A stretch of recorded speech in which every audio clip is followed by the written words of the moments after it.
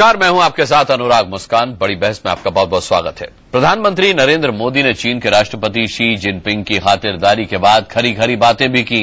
Business करने आए चीन के राष्ट्रपति को मोदी ने सीमा विवाद से लेकर वीजा विवाद तक पर भारत की चिंता साफ साफ बता दी। क्या मोदी की दो टूक सुनने के बाद बदलेगा चीन का रवैया? आज इसी पर होगी बड़ी बहस, लेकिन उससे पहले इस वक्त की बड़ी खबरें। महाराष्ट्र में बीजेपी शिवसेना गठबंधन पर मातोश्री में शिवसेना की बैठक खत्म। पार्टी ने उद्धव ठाकरे को आखिरी फैसला लेने का दिया अधिकार। बीजेपी अध्यक्ष अमित शाह ने फैसला लेने के लिए एक दिन का अल्टीमेटम दिया। महाराष्ट्र में बीजेपी ने राज ठाकरे को दिया बड़ा झटका। एमएनएस विधायक का राम कदम बीजेपी में शामिल। घाटकोपर पश्चिम से एमएनएस विधायक है राम कदम। चीनी घुसपैठ पर प्रधानमंत्री मोदी सख्त। चीनी राष्ट्रपति के सामने उठाया सीमा विवाद का मुद्दा। जिनपिंग ने कहा मिलकर सुलझाएंगे विवाद। मोदी युग में चीन से अच्छे संबंधों की शुरुआत। चीन अगले 5 साल में करेगा $20 अरब का निवेश। कैलाश मानसरोवर यात्रा के लिए नाथुला से नया रास्ता देने को भी तैयार। दिल्ली से सटे मुरादनगर में अजीत सिंह के समर्थकों का हंगामा। लाठीचार्ज और फायरिंग में 150 से ज्यादा प्रदर्शनकारी घायल। गाजियाबाद के एसएसपी को भी लगी चोट।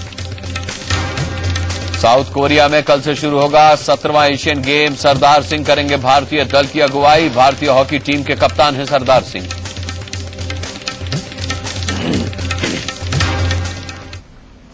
चीन के राष्ट्रपति शी जिनपिंग के भारत दौरे पर जितने कारोबारी समझौतों की उम्मीद थी उतने समझौते नहीं हुए, लेकिन प्रधानमंत्री नरेंद्र मोदी के साथ जिनपिंग की आमने सामने बातचीत उम्मीद से कहीं बेहतर रही।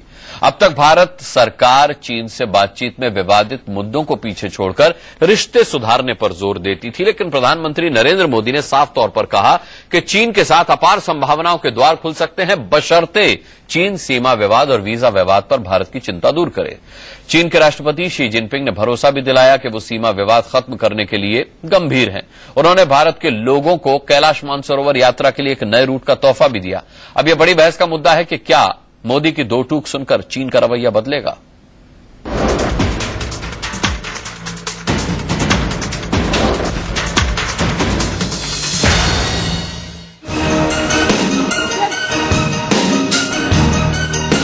अरसे बाद चीन और भारत के शीर्ष नेताओं के बीच ऐसी मुलाकात हुई। प्रधानमंत्री नरेंद्र मोदी ने चीन के राष्ट्रपति शी जिनपिंग की तहे दिल से खातिरदारी की, तो डिप्लोमेसी के मोर्चे पर हर मुद्दे पर खरी खरी बातें भी की। सीमा पर एलएसी की क्लैरिफिकेशन बहुत बड़ा योगदान दे सकती है।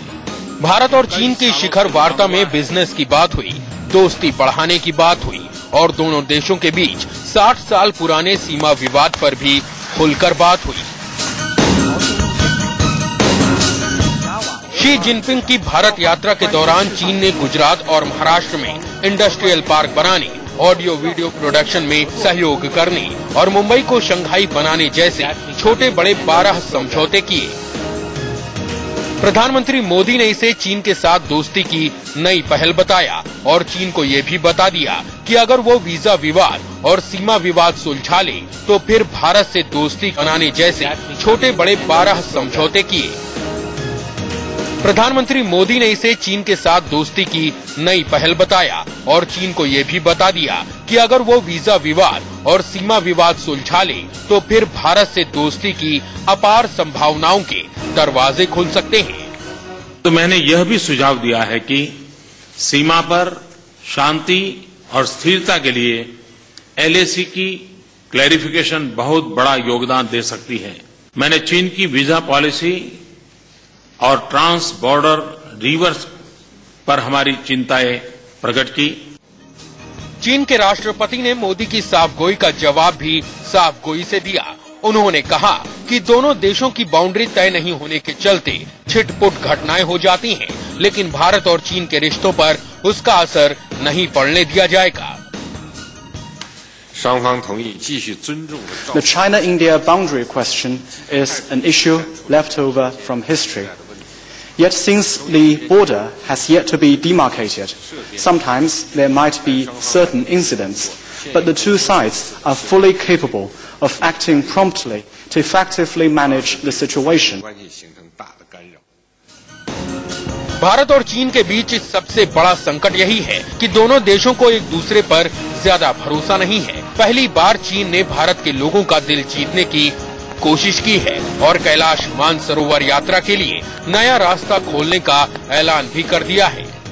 मैं प्रेसिडेंट शी जिनपिंग का भारत के सभी लोगों की तरफ से इस बात का आभार प्रकट करता हूं कि उन्होंने कैलाश मानसरोवर यात्रा के लिए नाथुला से एक नया रास्ता खोलने की अनुमति दी है। चीन ने यह ऐलान मोदी की खरी खरी सुनने के बावजूद किया है, लेकिन चीन के साथ कड़वाहट का दौर इतना लंबा रहा है कि लोगों को अब भी शक है कि क्या मोदी की दो टूक सुनकर चीन अपना रवैया बदलेगा। ये सवाल और शक इसलिए है क्योंकि शी जिनपिंग की यात्रा के दौरान भी चीनी फौज लाइन ऑफ एक्चुअल कंट्रोल पर हेकड़ी दिखाने से बाज नहीं आई। शी जिनपिंग ने भी सीमा विवाद की बात तो मानी, लेकिन अपनी फौज को भारतीय सीमा से वापस जाने का कोई फरमान उन्होंने नहीं दिया और भारत से कारोबार के मामले में भी चीन ने ऐन मौके पर कंजूसी दिखा दी। जिनपिंग की यात्रा से पहले उम्मीद जताई जा रही थी कि चीन 100 अरब डॉलर के कारोबारी समझौते कर सकता है, लेकिन समझौता हुआ महज 20 अरब डॉलर का। भारत और चीन के रिश्तों में फिर भी बेहतरी की उम्मीद तो जिनपिंग ने बंधाई ही है। उनकी यात्रा में दोनों देशों ने तय किया है कि भारत और चीन के बीच शीर्ष स्तर पर बातचीत जारी रहेगी। जिनपिंग ने मोदी को अगले साल की शुरुआत में बीजिंग आने का न्योता भी दिया है, ताकि अविश्वास की खाई पाटने का जो सिलसिला नई दिल्ली में शुरू हुआ है वो आगे बढ़े। शीतल राजपूत के साथ राकेश कुमार, दिल्ली, इंडिया न्यूज। चले, सवाल बहुत अहम है, मुद्दा बहुत अहम है। हमारे साथ इस पर चर्चा के लिए मेहमान भी बहुत अहम है। हमारे साथ जयनारायण व्यास बीजेपी के नेता जुड़े हुए हैं इस पर बात करने के लिए। मुकेश नायक साहब हमारे साथ होंगे, कांग्रेस के स्पोक्स पर्सन। हमारे साथ दोपहर सामना के एडिटर प्रेम शुक्ला भी इस मुद्दे पर चर्चा के लिए जुड़ चुके हैं। स्कंद रंजन तायल साहब हैं हमारे साथ, पूर्व राजनायक, स्टूडियो में मेरे साथ मौजूद हैं। यहां पर RSN सिंह साहब स्ट्रेटेजिक एक्सपर्ट के तौर पर हमारे साथ रहेंगे और वरिष्ठ पत्रकार NK सिंह साहब हमारे साथ हैं। जयनारायण व्यास जी, बड़ा सवाल और बड़ा संशय लोगों के मन में है कि क्या प्रधानमंत्री की इस दो टूक से अपने रवैये में चीन बदलाव करेगा? क्या अब चीन के अंदर हमें बदलाव देखने को मिलेगा?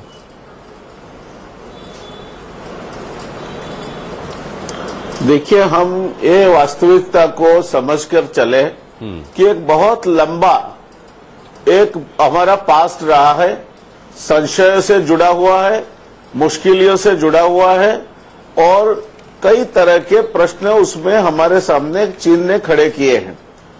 इसीलिए हमारे प्रधानमंत्री जी ने भी जो बात कही, उन्होंने बिल्कुल ठोस जमीनी बाबत कही कि first inch in A mile. हम ये कोई नहीं मानते कि रातों रात सब बदल जाएगा, रातों रात अब यहाँ के सब प्रश्न सुलझ जाएंगे जी। मैं नहीं मानता ये होगा, मगर एक शुरुआत हुई है, जमीनी हकीकतों के साथ हुई है, अपेक्षाओं की मर्यादा के साथ हुई है।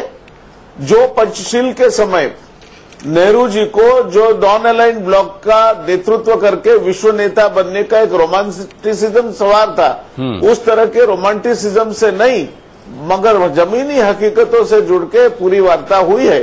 तो मैं मानता हूं कि अगर जर्मनी दो एक हो सकते हैं, बर्लिन वॉल गिर सकती है, यूरोप में दूसरे विश्व युद्ध के बाद जो माहौल था वो पलट सकता है, जापान और अमेरिका एक साथ बात करने के और अपने कोऑपरेशन कर सकते हैं, तो विश्व में ऐसी कोई चीज नहीं है जो नहीं हो सकती। जी, मुकेश नायक जी कह रहे हैं कि ये यथार्थ के धरातल पर हो रही मुलाकात है और जो कोशिशें हो रही हैं वो भी उसी आधार पर हो रही हैं। तो क्या समझा जाए? इससे पहले की सरकार जब भी कभी चीन से बात करती थी तो सीमा विवाद को परे रखकर बात की जाती थी। इस बार मोदी ने दो टूक शब्दों में शी जिनपिंग से सीमा विवाद सुलझाने की बात कही और उन्होंने भरोसा भी दिलाया है। आप इसे एक सकारात्मक पहल मानते हैं? अनुराग जी, कभी इतिहास में ऐसा नहीं हुआ कि सीमा विवाद को परे रखकर चीन से हमने बात की हो। LAC को लेकर 17 बार, लेकिन ऐसा इससे पहले भी कभी नहीं हुआ कि चीन ने वो विवाद सुलझाने के लिए भरोसा दिया हो। मैं पूरी बात कहता हूं जी। 17 राउंड की बातचीत हो चुकी है। और 17 राउंड की बातचीत में अनेकों बार इस बात का प्रश्न उठा कि एलएसी को लेकर जो भौगोलिक सीमा है इसके नक्शे चीन और भारत दे दे।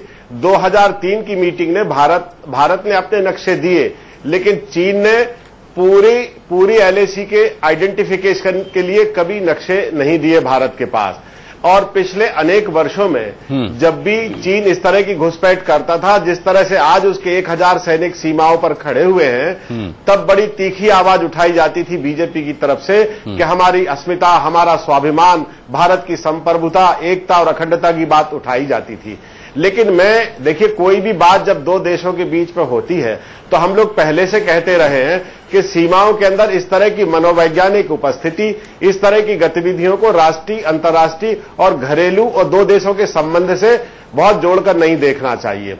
लेकिन मैं ये कहता हूं कि भारत और चीन के संबंधों को लेकर, मध्य पूर्व और एशिया में शक्ति संतुलन और शांति और स्थिरता को लेकर, व्यापारिक संबंधों को लेकर, सांस्कृतिक आदान अरे मुकेश नायक जी, लेकिन आपकी जब सरकार थी तब चीन के सैनिकों को 2 कदम पीछे हटाने के लिए हमारे सैनिक भी 2 कदम पीछे हटते थे।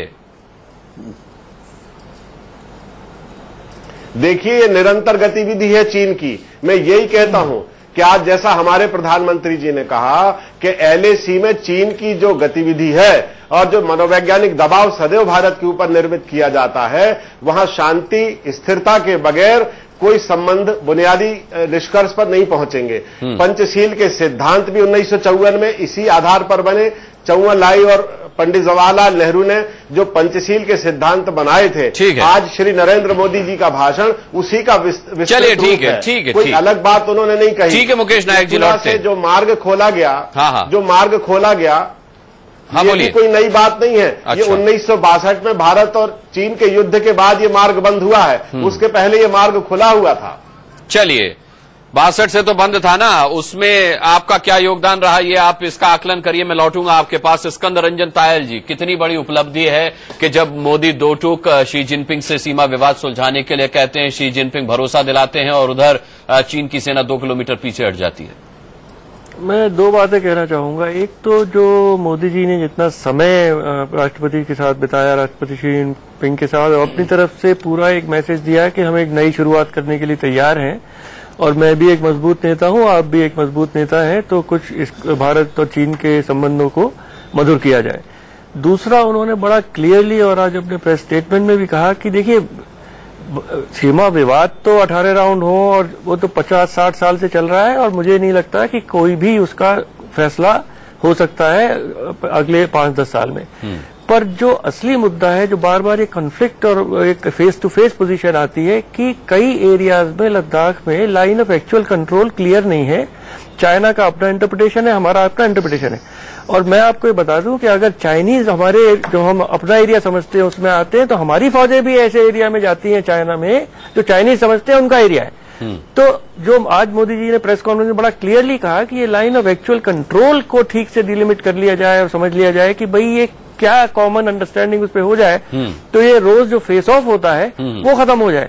तो इस सीमा विवाद को 2 तरह से देखना चाहिए कि पूरा सीमा विवाद को सुलझाने में तो सालों लगेंगे और वो बहुत ही पॉलिटिकली बहुत ही क्लिष्ट चीज है।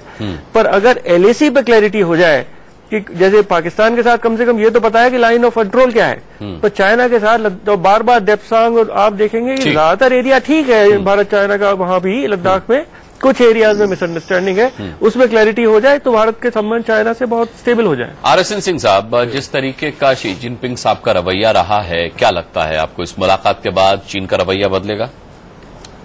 देखिए, 1988 के बाद जब राजीव गांधी ने जब वो ग्रहण को तोड़ा था, उस समय से अभी तक शायद ही कोई यहाँ का राष्ट्रपति या प्रधानमंत्री है जो कि वहां नहीं गया हो और उनका कोई प्रेसिडेंट और प्रीमियर ना आया हो। लेकिन ये पहली बार इस जियोपॉलिटिकल कॉन्टेक्स्ट में अगर आप देखें ओवरऑल, तो ये विजिट जो है ये जापान के विजिट के बाद में हुआ है। वो जापान का जो अभी आप पिवट ऑफ एशिया का वो सुन रहे होंगे, जो अमेरिकन जो जोर देते हैं पिवट ऑफ एशिया के बारे में, वहां पर मोदी साहब ने एल्यूड किया एक्सपेंशनिज्म चाइना का। उसके बाद जब ये विजिट हो रहा था, उस समय हमने अपना जो इंटरेस्ट है वियतनाम के साथ, वो नहीं अबेंडन किया हमने। तो ये पहली बार ऐसा हो रहा है कि हमने भी उन पर उतना ही डिप्लोमेटिक प्रेशर डाला है, जो कि पहले ऐसा कभी ऐसा माहौल बदलते रहते हैं। और जैसा कि कहा कि कल कौन जानता है, किसी सन 71 में कोई ये नहीं सोचा था कि अमेरिका और यूएस और इसका रिप्रोचमा हो सकता है, चाइना का हो सकता है। कल को पता नहीं पाकिस्तान में क्या सूरत हाल हो, क्या स्थिति हो। तो एक महत्वपूर्ण बात। दूसरी चीज देखिए, मैं ये नहीं कहता हूं कि इनकर्शन हुआ क्यों नहीं हुआ, लेकिन मैं कोई कमेंट नहीं करूंगा जब तक कि कोई ऑफिशियल स्टेटमेंट नहीं आता है। ये जो आप फोटोग्राफ जो तमाम चैनल चला रहे हैं, ये फेक फोटोग्राफ है। अच्छा, इतना मैं आपको कह सकता हूं कि कोई, ये देखिए गाड़ियां हैं बैकग्राउंड में, वो लोग इतने लंबे लंबे बैनर लेके वहां पर ये आए हुए हैं। साहब, अगर इनकर्शन होगा तो there would be more than one photograph. एक ही फोटोग्राफ और पिछली। ठीक है, मैं आपके पास लौटूंगा। जयनारायण व्यास साहब भी हमारे साथ हैं, मैं उनसे भी इस सवाल का जवाब लूंगा, लेकिन उससे पहले मैं जानना चाहूंगा प्रेम शुक्ला साहब आपसे कि क्या वाकई हम दबाव बनाने में, चीन पर दबाव बनाने में सक्सेसफुल हुए हैं?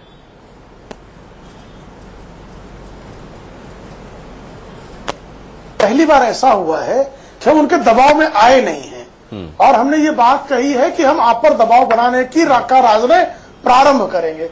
इसके पहले होता यह था कि पर्टिकुलरली 97 से लेकर 2013 तक जितनी भी चीन के राष्ट्रपति या प्रधानमंत्री की यात्राएं हुई हैं, उन यात्राओं के ठीक पहले वो हम पर राजनीतिक दबाव बनाते थे। 97 में हिमाचल प्रदेश में उन्होंने जो है वो बाउंड्री वायलेशन किया। उसके बाद 2003 में जब हमारे प्रधानमंत्री गए तब भी ये दशा रही। 2006 में तो ये स्थिति हुई कि हु जिनताओ जब आए, उसके पहले जो है पहली बार चीन के राजदूत ने कहा कि जो है साउथ तिब्बत जो है वो हमारा पार्ट है, हमारा इंटीग्रल पार्ट है। उसके बाद लेके कि यांग आए तो उसमें भी इस तरह की बातें खड़ी हुई, और ये स्थिति हुई कि हम पिछले 10 वर्षों में, चूंकि चीन को प्रत्युत्तर, राजनयिक प्रत्युत्तर हम देने को तैयार नहीं थे। परिणाम यह था कि पहले वो सिर्फ मैकमोहन लाइन पर डिस्प्यूट था, वो जो है मनमोहन सिंह के कार्यकाल में जॉनसन लाइन जो है लद्दाख की, उस पर भी डिस्प्यूट शुरू कर दिया। तो इसका सीधा सा मतलब था कि वो हमको टेकन फॉर ग्रांटेड या हमारी टिमिनिटी, हमारी कायरता को जो है वो अपना एडवांटेज समझ रहा था। ये पहली बार हुआ कि वो आए, वो पता था कि वो माले जाएंगे, ये पता था वो श्रीलंका जाएंगे, वो पाकिस्तान जाके घेराबंदी करके आ रहे थे। तो हमारी तरफ से भी हमारा प्रधानमंत्री जापान गया, हमारा राष्ट्रपति वियतनाम गया, और हमने उनसे LAC क्लियर करो ये बात कही। तो 1962 की पराजय का जो बैगेज है, उस बैगेज के बाद हम इतने वर्षों के बाद पहली बार बराबरी से बात कर रहे हैं। इस उपलब्धि के लिए सरकार का अभिनंदन होना चाहिए। एनके सिंह साहब, इस उपलब्धि के लिए सरकार का अभिनंदन होना चाहिए। देखिए, कई बार हम लोग बहुत ज्यादा हाइप कर देते हैं चीजों को, जैसे कि आपने ही लिखा है मोदी की दो टूक से चीन क्या मानेगा। जैसे चीन इतने साल से इंतजार कर रहा था कि कोई दो टूक बोले तो फिर हम थोड़ा दबे, नहीं तो फिर चढ़ते जाए। ये कुछ ऐसा नहीं होता, ये इंटरनेशनल रिलेशन थोड़ा सीरियसली इसको एनालाइज करें। वो तायल साहब ने बहुत अच्छा कहा, LAC आपका डिफाइंड नहीं है। डिफाइंड है तो कभी उनकी आर्मी घुस जाती है, कभी हमारी आर्मी घुस जाती है, और आप ताज्जुब करेंगे कि जितना डिस्ट्रस्ट हमें चीन को लेके है, उससे ज्यादा चीन की जनता को हमें लेके है। अभी हमारी आर्मी अभी उनकी आर्मी घुस जाती है, कभी हमारी आर्मी घुस जाती है, और आप ताज्जुब करेंगे कि जितना डिस्ट्रस्ट हमें चीन को लेके है, उससे ज्यादा चीन की जनता को हमें लेके है।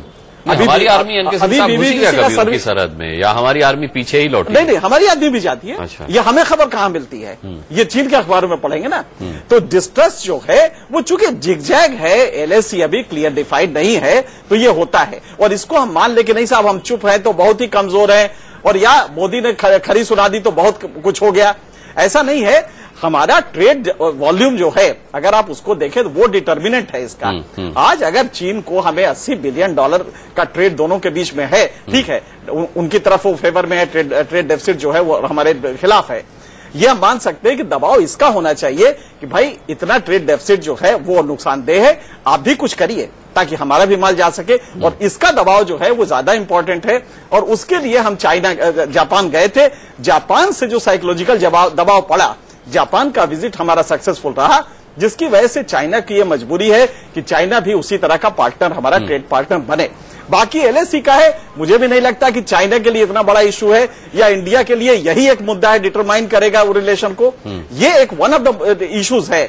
लेकिन अगर ट्रेड वॉल्यूम बढ़ रहा है, चीजें बदल रही हैं, दोनों का ट्रस्ट लेवल बढ़ रहा है, और नरेंद्र मोदी की बधाई इस पे देनी चाहिए प्रधानमंत्री की कि कम से कम ये जो डिस्ट्रस्ट था ये काफी हद तक कम हुआ है पिछले 2-3 दिनों में। और सबसे बड़ी बात आप याद करिए, नेहरू भी गए थे तो पहली बार रशिया और मतलब सोवियत उस समय यूनियन थी और यहां पे चाइना में बुलेट प्रूफ गाड़ी से उतर के दोनों जो वहां के लीडर्स थे उन्होंने खुली गाड़ी में बैठ के नेहरू के साथ और जनता के बीच में गए थे। ये इतिहास था अपने आप में, उसके बाद फिर कभी नहीं हुआ। तो बहुत खैर मकदम हुआ था नेहरू का। तो खैर मकदम की सिर्फ बात नहीं है, सिर्फ ये है कि आज यहाँ पे जो ट्रस्ट डेफिसिट था वो ट्रस्ट डेफिसिट काफी हद तक कम हो रहा है। ये अपने आप में किराए की थी। जी जी, नटवर सिंह ने उसमें बताया है कि भीड़ भी किराए की थी और प्रायोजित थी। चलिए अब नटवर सिंह को भरोसा करने की जरूरत नहीं है। जय नारायण व्यास जी भी हमारे साथ हैं। जय नारायण व्यास जी, सवाल ये उठता है कि आप भले ही इससे बड़ा उत्साहजनक बताएं, लेकिन आज उत्तर प्रदेश के मुख्यमंत्री अखिलेश यादव ने कहा कि चीन हमारी सरहद में अंदर तक घुसे आ रहा है और उनके राष्ट्रपति के साथ हमारे प्रधानमंत्री झूला झूल रहे हैं।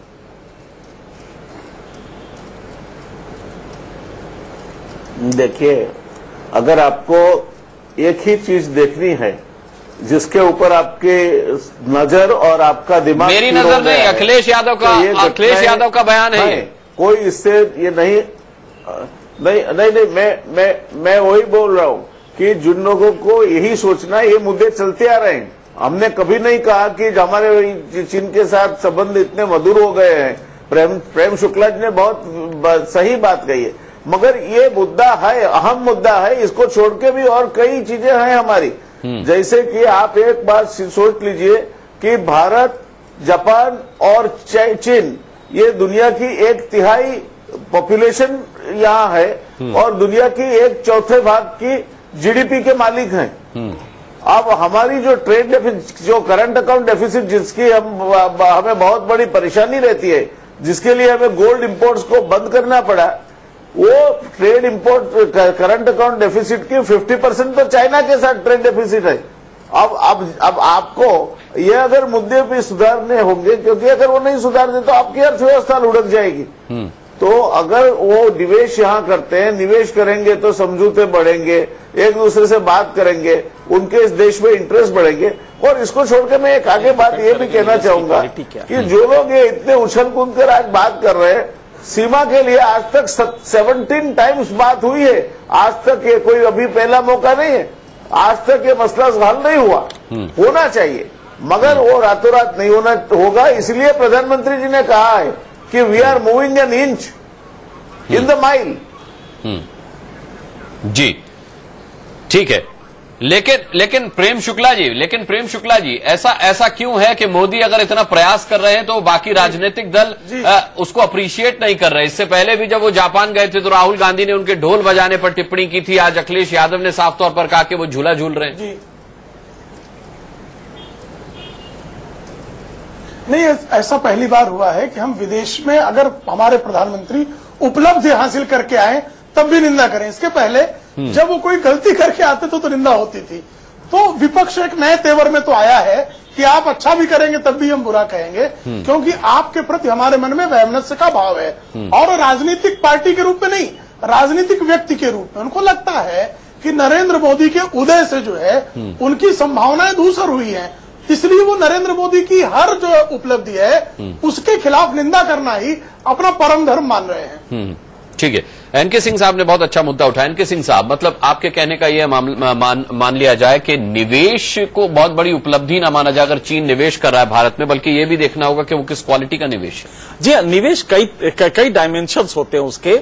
चाइना से अब आपका जापान से निवेश हो रहा है, ये नहीं कि क्वांटम कितना है, उसका वॉल्यूम कितना है। उन्होंने $33 बिलियन किया, इन्होंने $20 बिलियन किया, हाँ थोड़ा कम रह गया। अगर वो 34 कर देते तो इसका मतलब चीन की यात्रा सफल रही। इन टर्म्स में इसको नहीं देखा जाता निवेश किस सेक्टर में कर रहे हैं, क्या वो हमारे डोमेस्टिक सेक्टर को बट्रेस कर रहा है। अगर नहीं कर रहा है, पता लगा कि उन्होंने सिर्फ चीप लेबर लेने के लिए, हालांकि चाइना में भी लेबर चीप है, उसके लिए कर रहे हैं, तो क्वालिटी क्या है? न्यूक्लियर सेक्टर में मुझे नहीं लगता है कि भारत भी बहुत ज्यादा तैयार होगा कि चीन से हम न्यूक्लियर सेक्टर में समझौता करें, क्योंकि वो वायबल नहीं है। दोनों के बीच में ट्रस्ट लेवल काफी होना चाहिए, तब जाके न्यूक्लियर सेक्टर में आएंगे। लेकिन अदरवाइज जिन सेक्टर्स में आप कर रहे हैं, हमारे उनके असल में इकोनॉमिक प्रेडिकमेंट्स लगभग समान है। चीप लेबर उनके पास भी है, चीप लेबर मेरे पास भी है, लेकिन तब फिर हमारे साथ चाइना के क्या संबंध हो सकते हैं? जिन एरियाज में हमारा डेफिसिट है, उसको अगर वो रिप्लेनिश कर रहे हैं, तब तो वो क्वालिटी है कि वो निवेश की क्वालिटी क्या है, इसको देख के पता लगेगा कि आने वाले दिनों में हमें ये कितना फायदा करेगा और चाइना को कितना फायदा करेगा। हमारा इंटरेस्ट सिर्फ ये है कि ये हमें फायदा करे। जापान से जिस क्वालिटी का आपने दिखा, जिन जिन सेक्टर में कर रहे हैं, वो बिल्कुल अच्छा है और वो हमारे लिए मजबूती देगा। लेकिन चाइना का किस तरह से हो रहा है, किन किन सेक्टर में हो रहा है और उसका नेचर क्या है, जब तक ये नहीं समझ में आएगा, तब तक मुझे नहीं लगता कि हमें बहुत ज्यादा खुश होने की जरूरत है। इतना जरूर है कि ट्रस्ट डेफिसिट काफी हद तक कम हो रहा है, और अगर ये होता है अपने पड़ोसी देश से, तो ये हमारे लिए एक अच्छा मैसेज है। ट्रस्ट बढ़ रहा है जी। नहीं, मैं देखिए ये केवल इकोनॉमिक कोऑपरेशन का ही बात। मुस्कान जी एक इंटरफेरेंस करना जी RSN सिंह साहब बोले, फिर आपके पास आता हूं। नहीं, मैं कह रहा था कि केवल इकोनॉमिक कोऑपरेशन की बात नहीं है। हमारी सबसे बड़ी जो अभी समस्या है और रहेगी, वो है हमारा एनर्जी इंपेरेटिव्स। तो एनर्जी इंपेरेटिव्स में आप देखिए, हम जो अपना मेजर सोर्सिंग कर रहे हैं दुनिया के अभी सबसे वोलेटाइल रीजन से, वेस्ट एशिया से, तो हमको अगर ऑल्टरनेटिव ढूंढना है, तो ये जो शंघाई कोऑपरेशन के कंट्रीज जो है, कुछ ऐसा लोग कहते हैं कि ये फिजिबल है। एक $400 बिलियन का चाइना और रशिया में गैस पाइपलाइन का ये हुआ है। अगर हमारे ताल्लुकात इंप्रूव होते हैं, तो चाइना जो एक बहुत बिजनेस एक्यूमेंट रखता है, शायद वो पाइपलाइन हमारे यहाँ एक्सटेंड हो सकती है। वो आपको केवल वो तुर्कमेनिस्तान पाकिस्तान पाइपलाइन पे ही आपको नहीं दे, तो तमाम चीजें। और मैं आपने पढ़ा होगा कि आपके बे ऑफ बंगाल में जो म्यांमार का जो चौकफू ये है ये गैस पाइपलाइन, वहां पर आपकी ONGC विदेश और चाइना की CNPC वहां पे मिलके काम कर रही है, और वहां से ऑयल पंप किया जा रहा है, ऑयल और गैस पंप किया जा रहा है। अभी गैस किया जा रहा है, वो ऑयल भी शुरू हो जाएगा यूनान प्रोविंस को।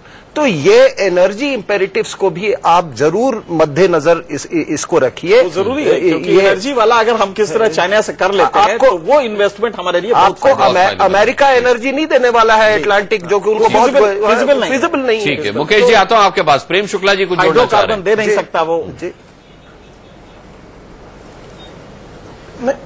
देखिए, इसमें जो सबसे महत्वपूर्ण मुझे आर्थिक फ्रंट पर दिखाई देता है कि हमारा प्रधानमंत्री पहली बार अमेरिका जाने के पहले अपनी लुक ईस्ट पॉलिसी को जो है कॉन्क्रीट कर रहा है कि जापान से $35 बिलियन का इन्वेस्टमेंट, चाइना से $20 बिलियन का इन्वेस्टमेंट, मतलब एशियन इकोनॉमी में हम $55 बिलियन ले आए। अब हमको पश्चिम क्या देता है, तो हमारा निगोशिएशन पावर बढ़ा। तो हम पहली बार जो है लुक वेस्ट पॉलिसी पर डिपेंड न रहकर लुक ईस्ट पॉलिसी को सही मायनों में अमलीकृत कर रहे हैं। ये भी अभिनंदनीय है। ये भी अभिनंदनीय है। मुकेश नायक जी, आपको इसमें चीन का फायदा इस मुलाकात के बाद ज्यादा नजर आता है या भारत का?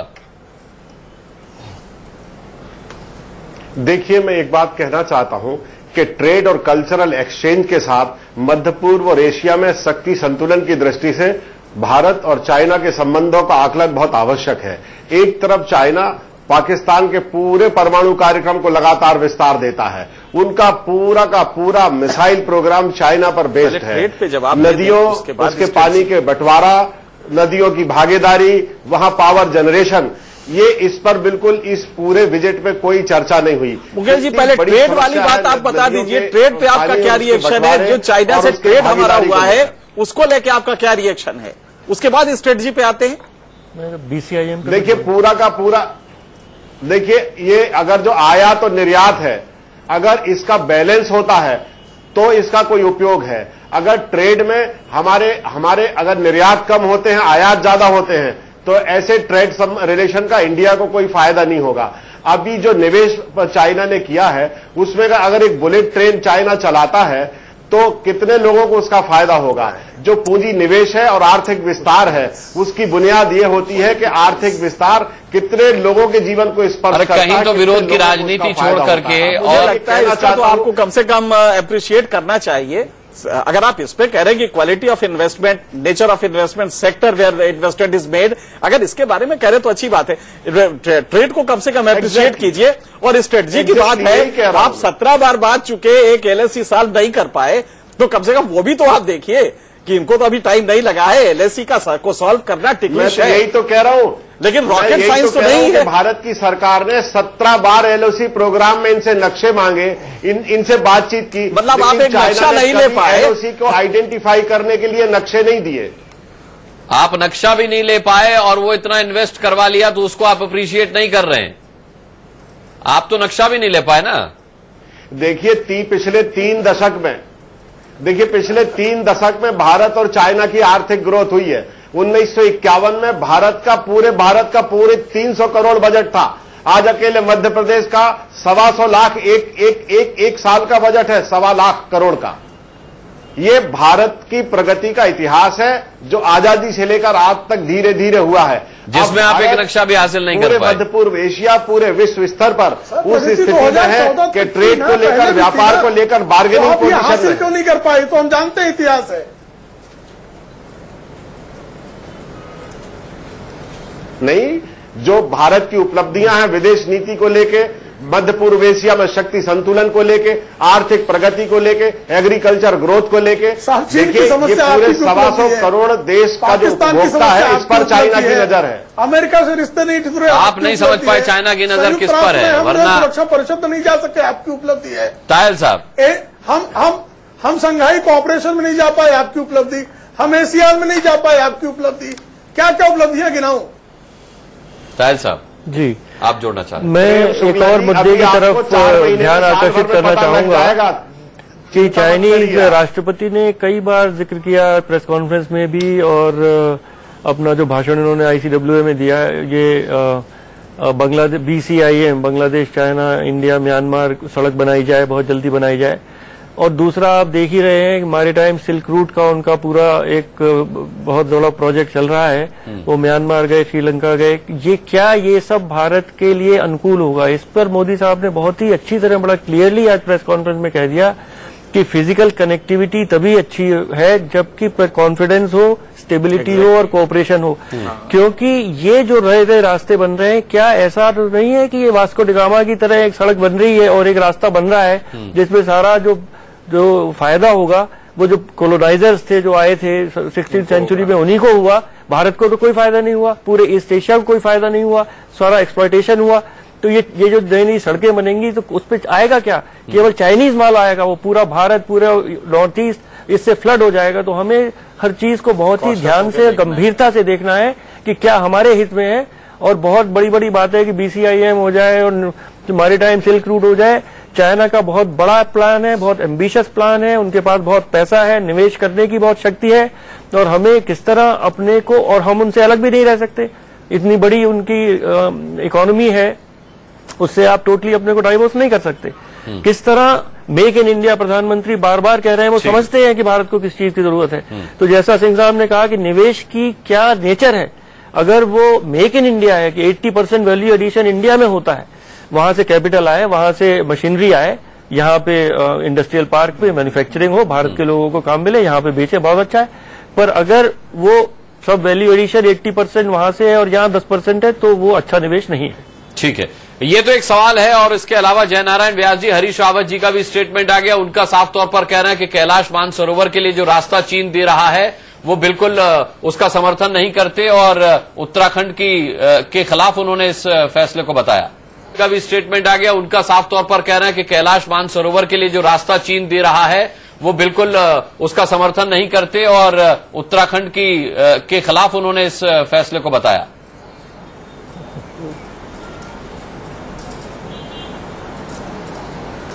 देखिए, हरीश रावत जी का ये खुद का मत हो सकता है। यात्रालु को कौन सी जगह से, कौन से रूट से सरलता से जाया जाए, वो निर्णय करने का कम से कम उसको अधिकार है। वो वहां का रूट कोई बंद नहीं हो रहा है उनका। तो ये हर चीज में कहीं न कहीं, चूंकि आप दूसरे राजनीतिक पक्ष में है, कुछ भी अच्छी चीज हो रही है उसको बस बिल्कुल ये नजरिए से देखना। जैसे मैं बहुत ताजुब सा हो रहा था मुझे जब मैं सुन रहा था कि सड़कें बनेंगी तो चाइनीज माल इस देश में आ जाएगा। अमेरिका दूसरे विश्व युद्ध के बाद जब मंदी की बिल्कुल भयानक पकड़ से गुजर रहा था, तब अमेरिका ने एक ही निर्णय लिया कि पूरे देश में सड़कों की जाल बिछाओ, और आज अमेरिका उसके फल आज खा रहा है। कम्युनिकेशन के, यातायात के साधन बढ़ेंगे, ये कोई बुलेट ट्रेन आ जाएगी तो ये कह रहे हैं कि बुलेट ट्रेन किसको फायदे में होगी? बुलेट ट्रेन यातायात के फायदे में होगी, थोड़ी बना रहे चाइना। तो आपको तकलीफ क्या है? रोड बनता है, रेल बनती है, रेलवे सिस्टम अपनी अपग्रेड होती है। गलत समझ साहब आप स्पष्ट करना चाहेंगे? मुझे लगता है जयनारायण व्यास जी कुछ गलत समझे आपकी बात। आप जैसा थोड़ा गलत समझ गए। अगर चाइना भारत की इंफ्रास्ट्रक्चर में निवेश करता है तो वो तो बहुत वेलकम है, उस पर मुझे कोई आपत्ति नहीं है। पर ये जो BCIM वो एक चाइना, म्यांमार, बांग्लादेश, इंडिया एक सड़क बनाना चाहते हैं, उस पर मुझे लगता है कि देश को बड़ा गंभीरता से विचार करना चाहिए कि उस सड़क पे कौन चलेगा, माल क्या चलेगा और कहाँ किसका माल किधर आएगा। क्या हमारा कोई माल चाइना जाएगा? सबसे बड़ा $1 बिलियन क्वेश्चन है जयनारायण जी कि माल किधर से किधर आएगा। ऑलरेडी अमेरिका से ट्रेड डेफिसिट हमारे खिलाफ जा रहा है, तो क्या इस पे कितना नजर है ये देखने की जरूरत है। विचार जरूर करना चाहिए, विचार जरूर करना चाहिए, मगर आने वाले समय में अर्थव्यवस्था जो करवट लेने वाली है, 2030 तक भारत ही एक ऐसा देश होगा जिसके पास मानव बल सरप्लस है। अब चाइना के पास भी 2030 तक मानव बल सरप्लस नहीं रहने वाला है। तो आपके यहाँ आपके पास एक स्ट्रांग पॉइंट है जिसका यूटिलाइजेशन हो सकता है। दूसरा, जब WTO के तहत हमारे मल्टीनेशनल्स यहाँ आने लगे थे, तब भी हम यही चिल्ला रहे थे कि मल्टीनेशनल्स आ जाएंगे, वो ईस्ट इंडिया कंपनी की तरह देश को खलास कर देंगे। आज भारत की कंपनियां बाहर जाके आज एक्वायर करके आज सही मायने में मल्टीनेशनल बनी है। यूनाइटेड फॉस्फोरस जैसी कंपनियां दुनिया की एक छोटी सी कंपनी से आज दुनिया की 5वें नंबर की एग्रोकेमिकल्स कंपनी बनी है। टाटा ने कोरस एक्वायर किया है, कई एक्विजिशन हुए, हमारी कंपनियों ने विश्व मार्केट में अपना पगडंडा जमाया है। तो यही सोचना कि भारत में एंटरप्राइज है ही नहीं और हमारे लोगों में कोई कवत ही नहीं, ताकत ही नहीं है, मैं इस नहीं मानता। हम जरूर ये देखिए, एक आखिरी बात मैं कहता हूँ, गुजरात में एक समय पे बहुत कोहराम मच गया था जब चाइनीज डाइस्टफ और केमिकल्स यहाँ आने लगे थे। थोड़ा समय चला वो, मगर उसके बाद गुजरात की कंपनी आज पूरी दुनिया की मार्केट में H एसिड और J एसिड का भाव गुजरात की कंपनियां तय करती है। एक समय पे चाइना की तूती बजती थी। तो ये उन्होंने सीखा है, अपने आप को सुधारा है। तो ये मानना कि एक तरफा सब आके हमें खा जाएगा, मैं नहीं मानता कि होने वाला है। तो $40 बिलियन का ट्रेड डेफिसिट क्यों है?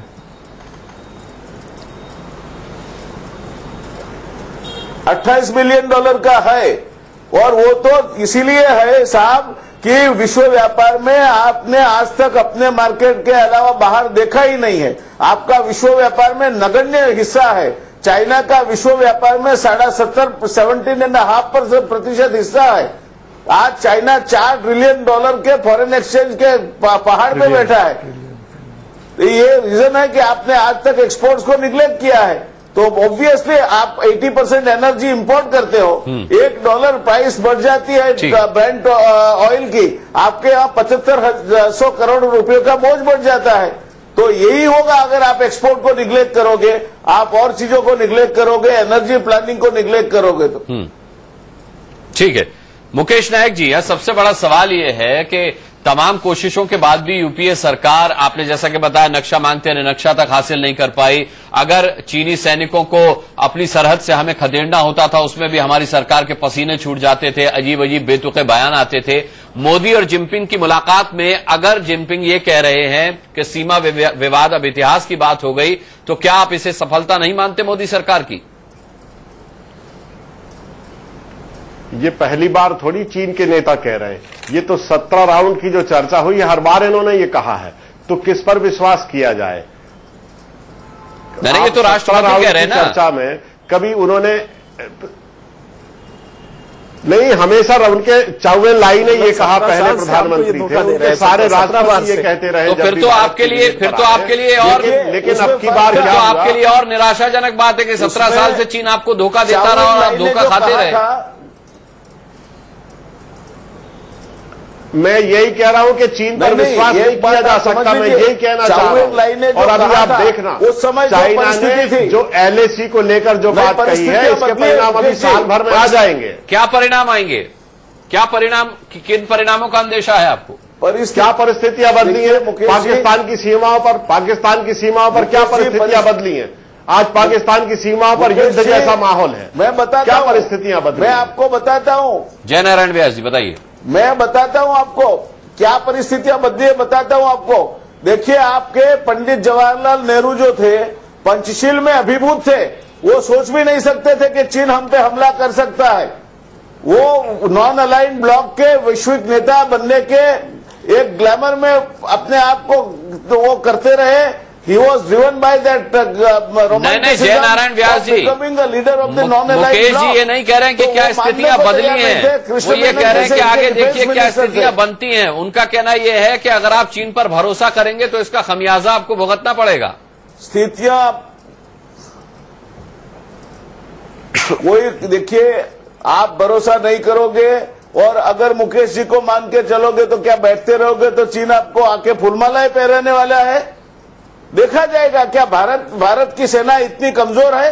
क्या आज हम उस कमजोर स्थिति में है 1962 जैसी, जबकि नेहरू जी को अपनी फौज को लड़ने के लिए वहां उनके पास शस्त्र भी नहीं थे, 303 राइफल से लड़ते थे वो। आज परिस्थितियां वो नहीं है। देखिए, आज हम भी अपनी ताकत रखते हैं, हम अपना दमखम रखते हैं। ये सोचना कि हमारी सेना निर्बल है, मैं इसके साथ सहमत नहीं हूं। व्यास जी, ये जो व्यास जी कह रहे हैं, मैंने ऐसा कहा ही नहीं। मेरे कहने का ये नहीं है कि चीन से व्यापारिक संबंध ना हो, उनसे डायलॉग ना हो, उनसे कोई रिश्ते नाते ना रखे जाए। एक सावधानी की आवश्यकता है कि पहले चाइना जो कहता रहा है, वो चाइना ने कोई भी बात पूरी नहीं की। मैं ये कहना चाहता हूं, ठीक है, अगर ये करा लेते हैं तो ये बहुत अच्छी बात है। मैं एक छोटा सा ब्रेक ले रहा हूं यहां पर, एक छोटे से ब्रेक के लिए रुकेंगे, उसके बाद ये बड़ी बहस में चर्चा जारी रहेगी। एक मुद्दा है कि मोदी की सीमा विवाद को लेकर कही गई दो टूक से क्या बदलेगा चीन का रवैया। जय नारायण व्यास जी, सबसे बड़ा सवाल यह है कि कोई भी बात, कोई भी डील चीन से करने से पहले हमें याद रखना चाहिए कि वो हमारे दुश्मन पाकिस्तान का दोस्त है। सवाल ये उठता है कि जिस तरीके से मुकेश नायक कह रहे हैं, उस पर भरोसा करना और क्या उसका पैरामीटर होना चाहिए, चीन की किन बातों पर हमें क्यों भरोसा करना चाहिए, क्या सरकार इसका हिसाब किताब रख रही है?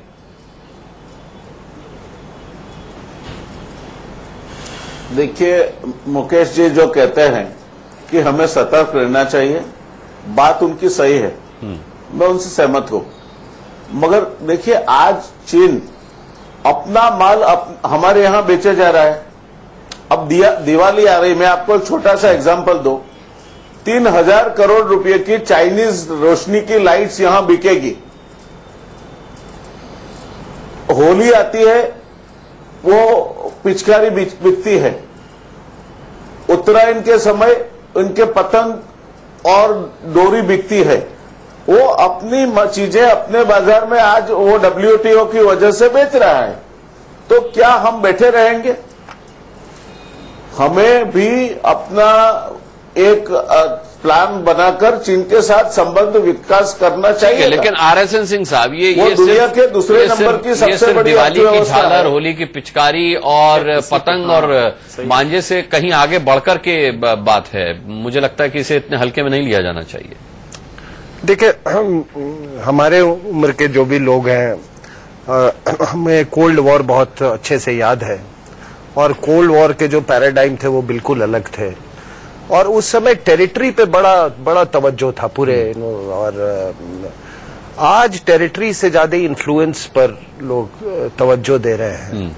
और उस जमाने में मैं आपको बता दूं कि एक बहुत बड़ी प्रो चाइना कॉन्स्टिट्यूएंसी या कम्युनिस्ट कॉन्स्टिट्यूएंसी आप बोल दीजिए कोल्ड वॉर के टाइम में, यहाँ पे वो कॉन्स्टिट्यूएंसी भी अब यहाँ रिसीड कर रही है। और वहां आज एक दलाई लामा ने एक बड़ी बहुत महत्वपूर्ण बात बोली। उन्होंने कहा कि चाइना में आज 400 मिलियन बुद्धिस्ट हैं। तो ये मतलब 400 मिलियन 40 करोड़। एक बड़ी बहुत महत्वपूर्ण बात बोली उन्होंने कहा कि चाइना में आज 400 मिलियन बुद्धिस्ट हैं। तो ये मतलब 400 मिलियन 40 करोड़, इसका मतलब कि आपका पूरा जो चाइना की तरफ आने वाले दिनों में जो देखने का नजरिया होगा वो बदल जाएगा। तो देखिए वहां भी इवोल्यूशन हो रहा है, वहां भी ये टर्मिनोलॉजी आ रहे हैं, प्रिंसलिंग्स नाम की चीजें आ रही हैं। ये शी जिनपिंग को ही प्रिंसलिंग कहा जा रहा है। तो ये सारा चीज जो है वो बदलाव आ रहा है।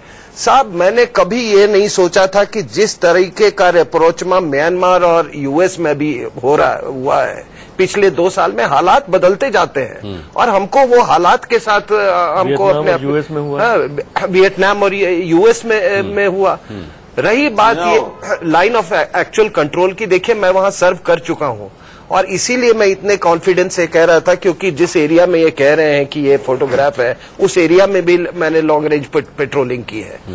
आप इस बात का एहसास रखें कि ये आप वो बॉर्डर जो है वो रूफ ऑफ द वर्ल्ड पे है। ठीक है, तो उसको आप प्लीज दूसरे बॉर्डर से ना कंपेयर करें।